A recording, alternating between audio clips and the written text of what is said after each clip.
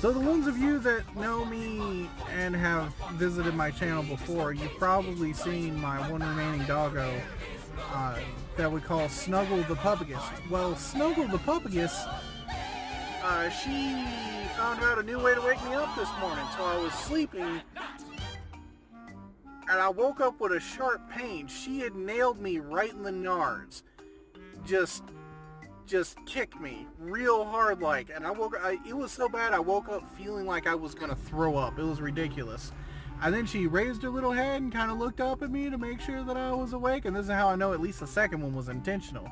She looked, saw that I was awake, but I hadn't got up to pet or play with her yet, and then she hucked me right in the huevos yet again.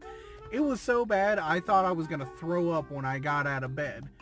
Fair play to her, but ouch, the little turd.